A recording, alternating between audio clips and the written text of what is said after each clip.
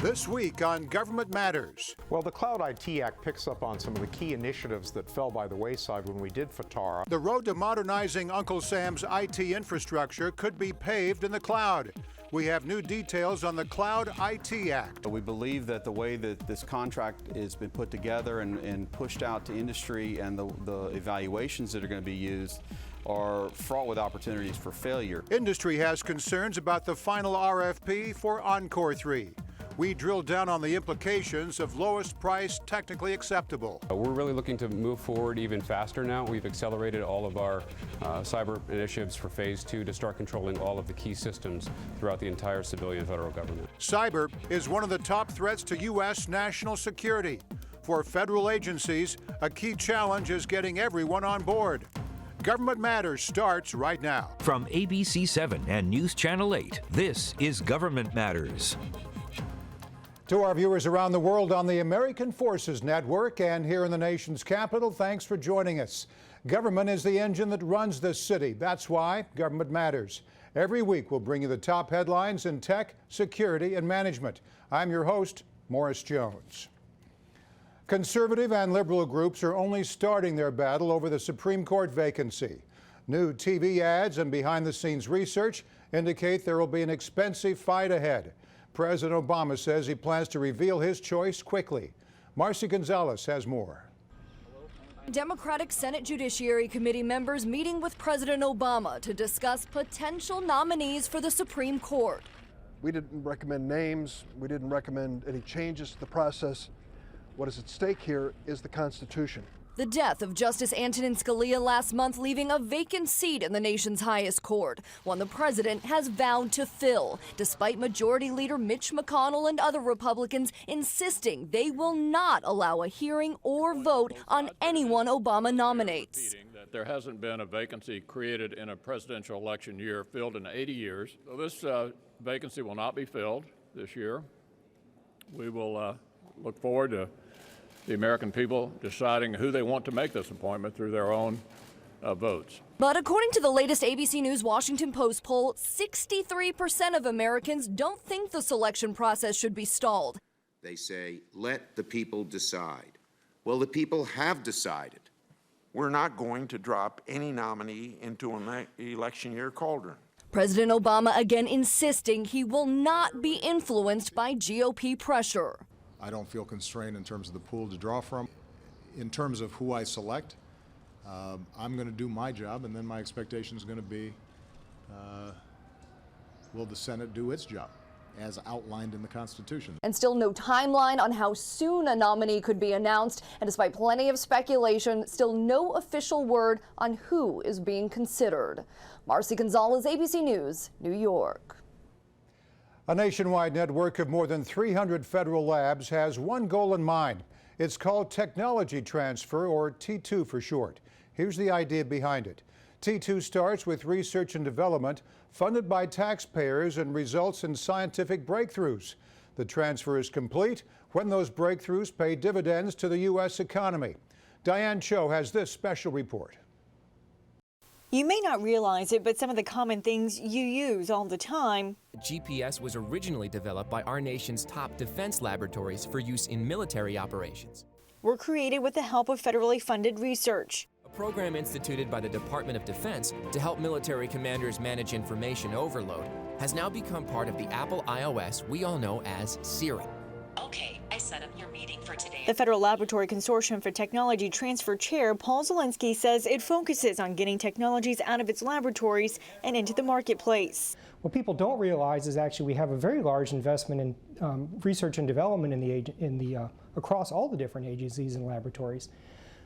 But we really don't make any products. I mean, we don't make and sell consumer products. And so for the research to be really successful, we have to reach the commercial marketplace. He says in order to do that, the consortium has to find commercial partners willing to produce the products and services based on their research. The FLC boasts more than 300 labs across the country and 100,000 scientists and engineers. This next bay is our inspection bay. And by inspection, I mean this is our eyes and our ears to things made at the nanoscale. The Center for Nanoscale Science and Technology at the National Institute of Standards and Technology is one of those labs. Each laboratory bay features at least $1 million worth of cutting-edge research equipment. People come in, I may not be an expert on exactly what their application is, but me and my staff are experts on how to build and manipulate matter and things down at the nanoscale. So we'll work with them as much as possible to help apply the tools for their specific project. People don't realize how accessible we are to work with different people in the private sector. And the fact that we do invent things and we actually have products that are available that they can use. Just last month, the organization overhauled its website, federallabs.org, to try to help people find the information they need to get started. It includes a tool that allows you to search for available technologies. You know, we have a very large network of labs. We want to make sure people have the tools and the skills that they can use in order to make this connection. For Government Matters, I'm Diane Cho. In Tech Matters, the Cloud Infrastructure Transition Act. There's growing pressure inside and outside of government to modernize Uncle Sam's IT infrastructure. The road to get there could be paved in the cloud. For more, I'm joined by Richard Beutel, founder of Cyrrus Analytics, and Mike Hettinger, president of Hettinger Strategy Group. Mike, before we get into the meat of this effort, let's talk logistics. You're working with a pair of senators, Republican Jerry Moran of Kansas and Democrat Tom Udall of New Mexico.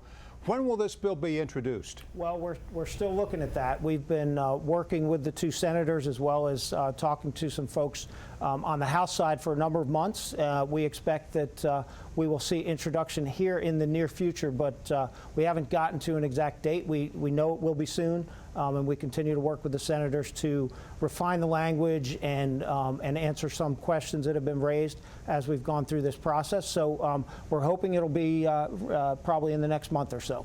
Rich, originally you called the Cloud IT Act son of FITARA. Give us a brief history here. What's the Cloud IT Act designed to do? Well, the Cloud IT Act picks up on some of the key initiatives that fell by the wayside when we did FITARA. FITARA was a difficult bill in many respects and had a lot of good ideas, one of which was to create a bridge of resources or some form of ability by agencies to get off their fossil computers and to move to new, more transformative platforms with specific reference to dealing with cybersecurity. And the agencies have a terrific problem in this regard because 80 cents of every dollar they have in their budget is just to maintain the old stuff, and we need to move them to the new platforms and the like. And so the bill addresses that issue squarely. Did you call them fossil computers? Yes, I did, okay. And they are. I like that. You should patent that or have fossilcomputer.com for what it's worth. This is a pretty hot topic in the federal IT marketplace right now. Earlier this month, the GAO published a report on data center consolidation. They found agencies saved nearly $3 billion since 2011, but they also have a long way to go. Will the Cloud IT Act help, Mike? I think it will. You know, part of what we're looking at as we talk about the Cloud IT Act is how do we move off of that legacy technology.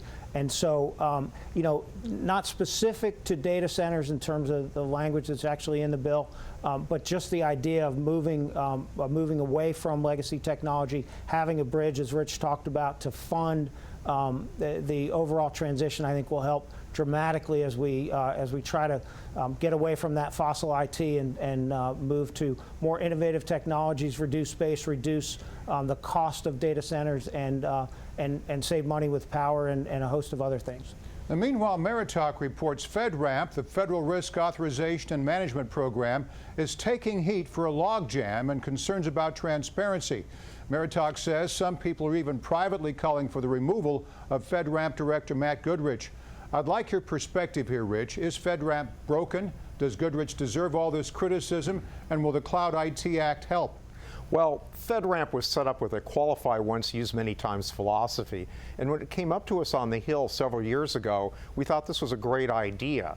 And they were not looking at the sheer number of cloud service providers and the like going through this program, which have now surfaced and which need to get through it. Clearly, they need more capacity. Now, whether that's Matt Goodrich's fault or a structural issue and the like is a little unclear. But the Cloud IT Act has an entire title dedicated to streamlining and reforming the FedRAMP process. Before we go, let's talk about the path to success in Congress. FCW reports the idea could be a tough sell because congressional appropriators don't particularly like flexible funding mechanisms that operate outside their control. Mike, you have a reputation for being a master of the tough sell. So how do you sell this? It is a tough sell, and Rich and I have talked a lot about this over the last few months, and you know, we are working behind the scenes with a number of members, as I mentioned, to try to figure out exactly what it's going to look like. There's obviously a companion proposal that the administration has put forward, $3.1 billion, in addition to what is in the Cloud IT Act. So we're working hard behind the scenes, talking to Republicans, Democrats, and everyone across the board. We recognize the challenge, and I think one of the keys to success is to recognize that as we move forward with this legislation, there will be challenges, there will be questions. We've already seen them raised. Chairman Chaffetz and Chairman Crenshaw of the FSGG Appropriations Subcommittee have raised questions already, and we're working to try to answer those questions as we go through. Obviously, it's a short year with political conventions starting as early as mid-July, so we've ramped it up to the extent we can, and we're really trying to move forward and find a way to get this done this year. I wish you all the best. Mike Hettinger, president of Hettinger Strategy Group, and Richard Beutel of Cyrrus Analytics. Thanks to you both. Thanks, Morris. We'll turn from tech to security straight ahead on Government Matters. When it comes to IT, the Pentagon has a stovepipe problem. Lots of old systems and lots of duplication. A new $17 billion contract is designed to fix that. How industry sees ENCORE III, next.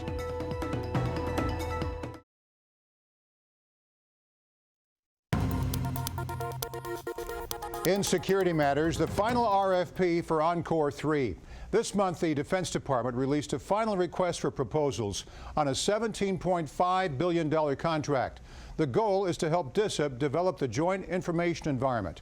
Joining me with the latest is Trey Hodgkins, Senior Vice President at the Information Technology Industry Council. Trey, let's start at the end here. What is the Joint Information Environment? It sounds sort of nebulous to me.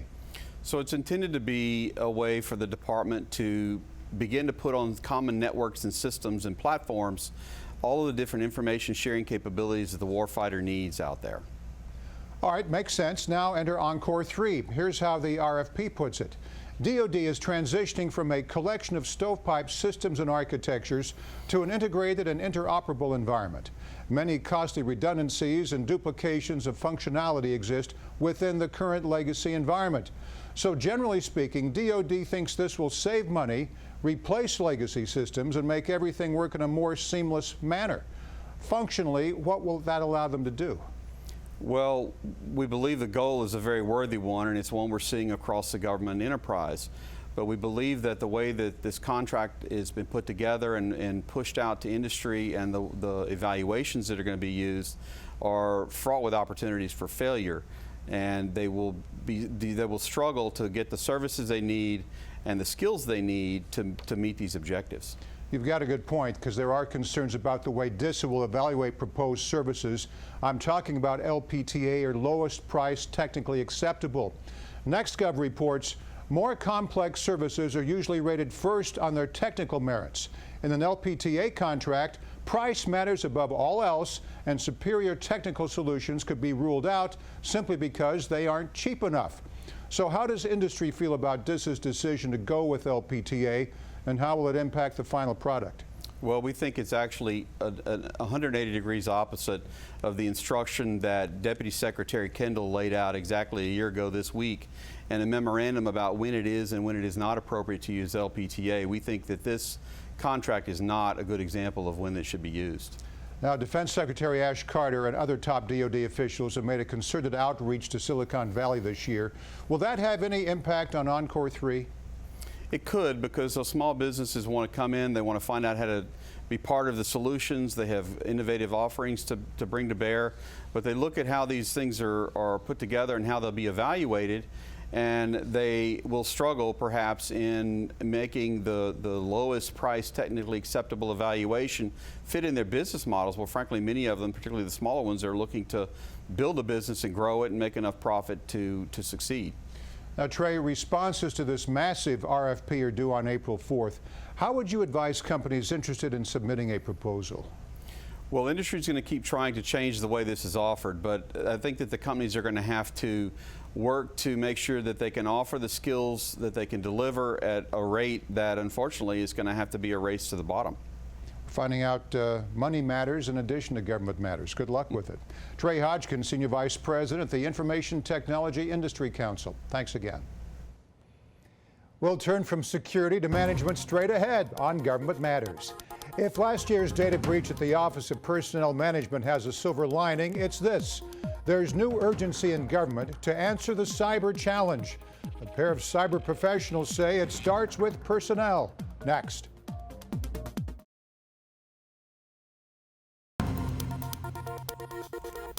In Management Matters, the U.S. cyber challenge. The proper course of action is up for debate, and experts agree cyber is one of the top threats to U.S. national security.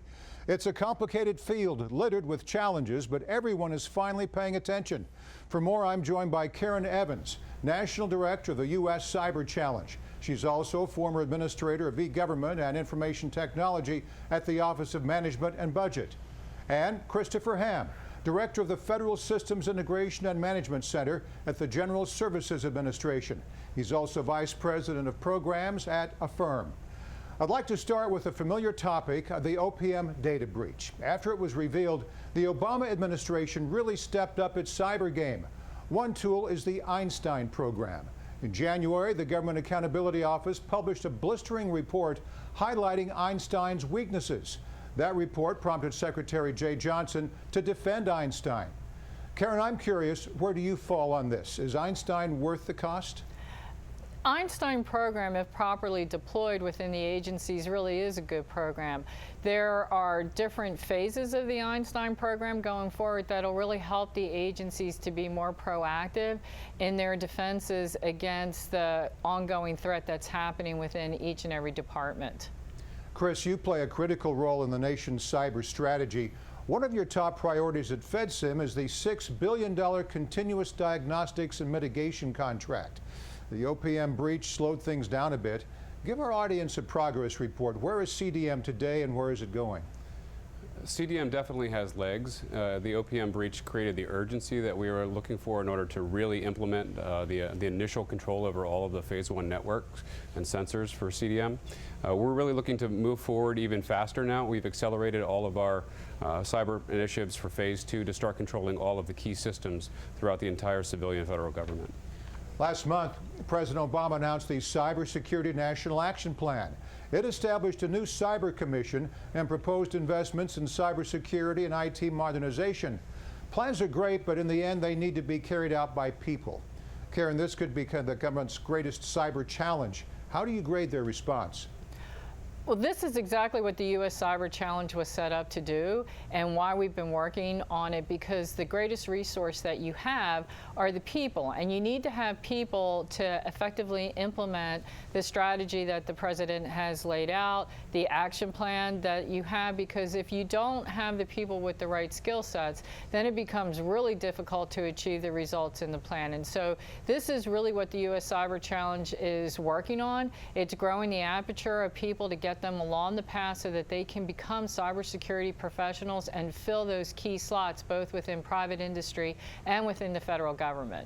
And I want to get back to that Cybersecurity National Action Plan. How did it impact the FedSIM office, Chris? So the CNAP, Cybersecurity National Action Plan, is a major initiative where GSA has 9 aspects in response.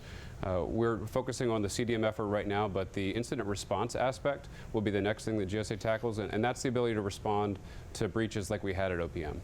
Now, you'll address these and other cyber issues at the 3rd Annual Cybersecurity Summit. It's this Tuesday, March 15th in Arlington, Virginia. Karen, before we go, give us the basics. What's on tap? Well, there'll be some really good keynote speakers that'll highlight the issues that are facing the workforce going forward. We've partnered with the Affirm Association because their goals are the same as the U.S. Cyber Challenge, which is education. There are 2 panels that are set up, one with the Chief Information Officers, and then the second is with the Chief Information Security Officer, so that they can really highlight the needs. But the key that's important for me is that we're going to highlight, capture the flag winners that have come from the U.S. Cyber Challenge camp so that people can recognize the talent that we have out there. Cyber, of course, is a major issue. Chris, anything else you'd like to add? I just want to echo what Karen's discussing with the U.S. Cyber Challenge. We need to get more resources interested in federal careers to help us solve this cyber issue. Chris Hamm with the firm, along with Karen Evans. Thanks to you both. Thank you. Thank you.